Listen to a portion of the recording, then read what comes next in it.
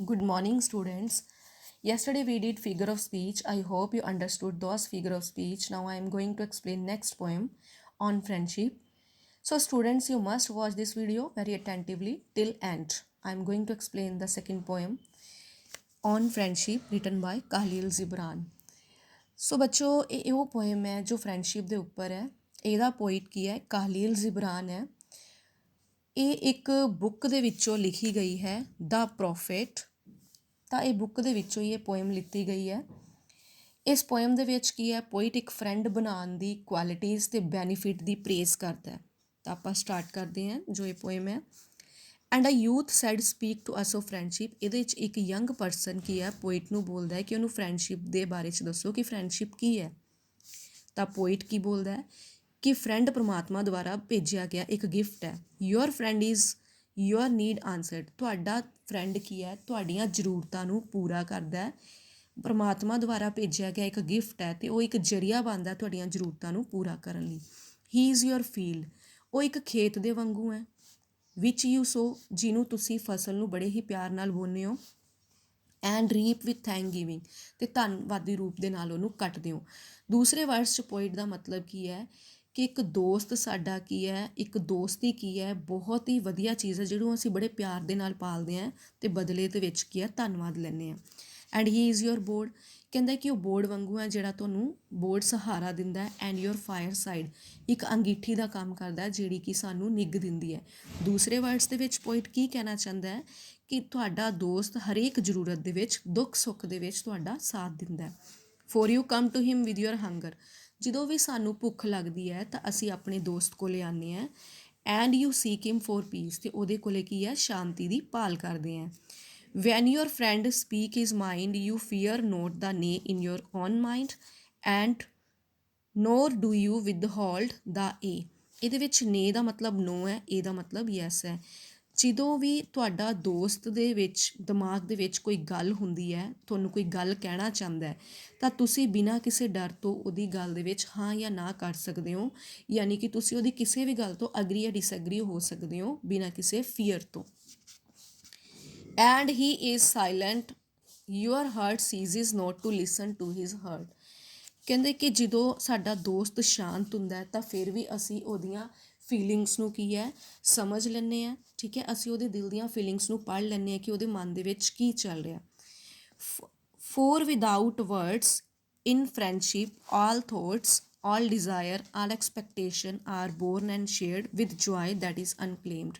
Friendship ਦੇ ਵਿੱਚ ਜਿੰਨੀਆਂ ਵੀ ਸਾਡੀਆਂ ਫੀਲਿੰਗਸ ਹੁੰਦੀਆਂ, ਸਾਡੇ ਥੋਟਸ ਹੁੰਦੇ ਆ, ਸਾਡੀਆਂ ਇੱਛਾਵਾਂ, ਉਮੀਦਾਂ, ਉਹ ਸਾਰੀਆਂ ਆਪਣੇ ਆਪ ਹੀ ਪੈਦਾ ਹੁੰਦੀਆਂ, ਸ਼ੇਅਰ ਹੁੰਦੀਆਂ। ਮਤਲਬ ਇਹਦੇ ਵਿੱਚ ਸ਼ਬਦਾਂ ਦਾ ਬਿਆਨ ਨਹੀਂ ਹੁੰਦਾ, ਜਿਹੜਾ ਕਿ ਅਸੀਂ ਬੜੀ ਖੁਸ਼ੀ ਦੇ ਨਾਲ ਕੀ ਹੈ ਇਹ ਚੀਜ਼ਾਂ ਆਪਣੇ ਆਪ ਪੈਦਾ ਹੁੰਦੀਆਂ, ਜਿਹਦਾ ਅਸੀਂ ਅਨਕਲੇਮਡ ਮਤਲਬ ਦਾਅਵਾ ਨਹੀਂ ਕਰ ਸਕਦੇ।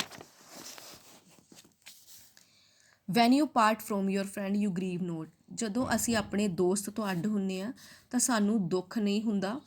Four that which you love most in him may be clear in his absence. ਕਿਉਂਕਿ ਜਦੋਂ ਸਾਡਾ ਦੋਸਤ ਸਾਡੇ ਕੋਲ ਨਹੀਂ ਹੁੰਦਾ ਫਿਰ ਵੀ ਸਾਡਾ ਜਿਹੜਾ ਲਵ ਹੈ ਉਹਦੇ ਲਈ ਉੱਦਾਂ ਹੀ ਰਹਿੰਦਾ ਹੈ। As the mountain to the climber is clear from the plain. ਜਿਵੇਂ ਕਿ ਇੱਕ ਪਹਾੜ 'ਤੇ ਚੜ੍ਹਨ ਵਾਲੇ ਪਰਸਨ ਨੂੰ ਜੇ ਉਹ ਮੈਦਾਨੀ ਏਰੀਆ 'ਤੇ ਖੜ੍ਹਾ, ਪਲੇਨ ਏਰੀਆ 'ਤੇ ਖੜ੍ਹਾ ਤਾਂ ਉਹਨੂੰ ਕੀ ਹੈ? ਮੈਦਾਨ ਉਵੇਂ ਹੀ ਕਲੀਅਰ ਨਜ਼ਰ ਆਉਂਦੇ ਆ, ਪਹਾੜ। ਉਸੇ ਤਰ੍ਹਾਂ ਕੀ ਹੈ? ਮਤਲਬ ਕਿ ਇੱਕ ਦੋਸਤ ਵੀ ਜੇ ਸਾਡੇ ਕੋਲ ਨਹੀਂ ਹੁੰਦਾ ਤਾਂ ਉਹਦੀ ਐਬਸੈਂਸ ਦੇ ਵਿੱਚ ਵੀ ਸਾਡੇ ਲਈ ਉਹਦਾ ਲਵ ਉਵੇਂ ਹੀ ਹੁੰਦਾ। And let there be no purpose in friendship. Friendship ਦੇ ਵਿੱਚ ਕੋਈ ਉਦੇਸ਼ ਨਹੀਂ ਹੋਣਾ ਚਾਹੀਦਾ, ਸਾਡਾ ਕੋਈ ਸਵਾਰਥ ਨਹੀਂ ਹੋਣਾ ਚਾਹੀਦਾ। ਸੇਵ ਦਾ ਡੀਪਨਿੰਗ ਆਫ ਸਪਿਰਿਟ, ਇਹ ਆਤਮਿਕ ਬੰਧਨ ਹੋਣਾ ਚਾਹੀਦਾ ਜਿਹੜਾ ਕਿ ਪੂਰੀ ਗਹਿਰਾਈ ਤੱਕ ਜਾਣਾ ਚਾਹੀਦਾ। For love that seek out. ਕਹਿੰਦੇ ਪਿਆਰ ਦੇ ਵਿੱਚ ਕਿਸੇ ਚੀਜ਼ ਦੀ ਭਾਲ ਕਰਨਾ ਨਹੀਂ ਹੈ, but the disclosure of its own mystery is not love. ਕਹਿੰਦਾ ਕਿ ਪਿਆਰ ਦੇ ਵਿੱਚ ਜੇ ਆਪਾਂ ਕਿਸੇ ਰਹੱਸੇ ਦੀ ਭਾਲ ਕਰਦੇ ਹਾਂ ਤਾਂ ਇਹਦਾ ਮਤਲਬ ਇਹ ਨਹੀਂ ਹੈ, ਯਾਨੀ ਕਿ ਪਿਆਰ ਦੇ ਵਿੱਚ ਕਿਸੇ ਚੀਜ਼ ਨੂੰ ਜ਼ਾਹਿਰ ਕਰਨਾ। ਡਿਸਕਲੋਜ਼ਰ ਦਾ ਮਤਲਬ ਹੁੰਦਾ ਕਿਸੇ ਚੀਜ਼ ਨੂੰ ਜ਼ਾਹਿਰ ਕਰਨਾ ਨਹੀਂ ਹੁੰਦਾ, ਕਿਸੇ ਰਹੱਸੇ ਨੂੰ ਭਾਲਣਾ ਨਹੀਂ ਹੁੰਦਾ। But a net cast forth. ਕਹਿੰਦੇ ਕਿ ਉਹ ਤਾਂ ਫਿਰ ਸਿਰਫ ਇੱਕ ਜਾਲ ਵਿਛਾਣ ਵਾਂਗੂ ਹੋ ਜਾਊਗਾ। ਐਂਡ ਓਨਲੀ ਦਾ ਅਨਪ੍ਰੋਫਿਟੇਬਲ ਇਜ਼ ਕਾਟ। ਕਹਿੰਦਾ ਉਹਦੇ ਵਿੱਚ ਕੀ ਹੈ ਕਿ ਸਿਰਫ ਕੀ ਹੈ ਜਿਹੜੀਆਂ ਅਨਪ੍ਰੋਫਿਟੇਬਲ ਚੀਜ਼ਾਂ ਹੀ ਫੜੀਆਂ ਜਾਣਗੀਆਂ ਜਾਲ ਦੇ ਵਿੱਚ। ਇਸੇ ਤਰ੍ਹਾਂ ਜੇ ਆਪਾਂ ਪਿਆਰ ਦੇ ਵਿੱਚ ਕਿਸੇ ਚੀਜ਼ ਦੀ ਭਾਲ ਕਰਦੇ ਹਾਂ ਤਾਂ ਉਹਦਾ ਕੋਈ ਫਾਇਦਾ ਨਹੀਂ ਹੈ। And let your best be for your friend. ਆਪਣੇ ਦੋਸਤ ਵਾਸਤੇ ਕੀ ਹੈ, ਹਮੇਸ਼ਾ ਚੰਗਾ ਹੀ ਸੋਚਦੇ ਰਹਿਣਾ ਚਾਹੀਦਾ ਹੈ। If you must know the ebb of your tide, ਜੇ ਸਾਡੇ ਦੋਸਤ ਨੂੰ ਸਾਡੀ ਬੁਰਾਈ ਜਾਂ ਸਾਡੀ ਗਿਰਾਵਟ ਬਾਰੇ ਪਤਾ ਹੈ, let him know its flood also, ਤਾਂ ਸਾਡੇ ਦੋਸਤ ਨੂੰ ਸਾਡੀ ਫਲੱਡ ਯਾਨੀ ਕਿ ਸਕਸੈਸ ਬਾਰੇ ਵੀ ਪਤਾ ਹੋਣਾ ਚਾਹੀਦਾ ਹੈ। For what is your friend that you should seek him with hours to kill, ਅਸੀਂ ਆਪਣੇ ਦੋਸਤ ਦੇ ਨਾਲ ਜਿਹੜਾ ਵੀ ਸਮਾਂ ਬਿਤਾਉਂਦੇ ਹਾਂ ਤਾਂ ਸਾਨੂੰ ਉਹ ਟਾਈਮ ਦਾ ਹਮੇਸ਼ਾ ਯੂਟੀਲਾਈਜ਼ ਕਰਨਾ ਚਾਹੀਦਾ ਹੈ। ਸਾਨੂੰ ਇਹ ਭਾਲ ਕਰਨੀ ਚਾਹੀਦੀ ਹੈ ਕਿ ਜਿਹੜਾ ਵੀ ਸਮਾਂ ਹੈ ਉਹ ਸਾਨੂੰ ਕੀ ਆ ਵੇਸਟ ਕਰਨ ਲਈ ਨਹੀਂ ਸਪੈਂਡ ਕਰਨਾ ਚਾਹੀਦਾ। Seek him always with hours to live, ਜਿਹੜਾ ਵੀ ਟਾਈਮ ਅਸੀਂ ਉਹਦੇ ਨਾਲ ਸਪੈਂਡ ਕਰਦੇ ਹਾਂ ਤਾਂ ਉਹ ਜਿੰਦਾ ਦਿਲੀ ਹੋਣਾ ਚਾਹੀਦਾ, ਇੱਦਾਂ ਲੱਗਣਾ ਚਾਹੀਦਾ ਹੈ ਕਿ ਅਸੀਂ ਉਸ ਟਾਈਮ ਨੂੰ ਬਹੁਤ ਵਧੀਆ ਸਪੈਂਡ ਕਰ ਰਹੇ ਹਾਂ। For it is his to fill your need, ਕਹਿੰਦਾ ਕਿਉਂਕਿ ਸਾਡਾ ਦੋਸਤ ਸਾਡੀਆਂ ਜ਼ਰੂਰਤਾਂ ਤਾਂ ਪੂਰਾ ਕਰਦਾ ਹੈ but not your emptiness, but ਉਹ ਸਾਡੀ ਖਾਲੀਪਨ ਨੂੰ ਨਹੀਂ ਦੂਰ ਕਰੇਗਾ।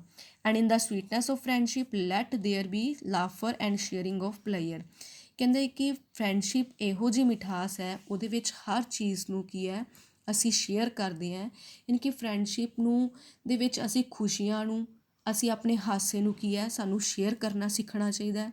ਇੱਕ ਮਿਠਾਸ ਭਰੀ ਹੁੰਦੀ ਹੈ ਫਰੈਂਡਸ਼ਿਪ ਦੇ ਵਿੱਚ। In the sweetness of friendship let there be laughter, ਕਹਿੰਦੇ ਕਿ ਫਰੈਂਡਸ਼ਿਪ ਦੀ ਮਿਠਾਸ ਦੇ ਵਿੱਚ ਹਰ ਖੁਸ਼ੀ ਨੂੰ ਸਾਨੂੰ ਸ਼ੇਅਰ ਕਰਨਾ ਆਉਣਾ ਚਾਹੀਦਾ ਹੈ। For in the dew of little things the heart find its morning and its refreshed, ਕਹਿੰਦੇ ਕਿ ਫਰੈਂਡਸ਼ਿਪ ਇੱਕ ਉਹੋ ਜਿਹੀ ਓਸ ਦੀਆਂ ਬੂੰਦਾਂ ਦੇ ਵਾਂਗੂ ਹੈ ਜਿਹੜੀ ਕਿ ਸਾਡੇ ਦਿਲ ਨੂੰ ਓਸ ਦੀਆਂ ਬੂੰਦਾਂ ਵਾਂਗੂ ਕੀ ਹੈ ਸਵੇਰੇ ਫਰੈਸ਼ ਅਤੇ ਬਿਲਕੁਲ ਤਾਜ਼ਾ ਕਰ ਦਿੰਦੀ ਹੈ। ਸੋ ਸਟੂਡੈਂਟਸ, ਆਈ ਹੋਪ ਕਿ ਤੁਹਾਨੂੰ ਇਹ ਪੋਇਮ ਬਿਲਕੁਲ ਕਲੀਅਰ ਹੋਈ ਹੈ। Thank you.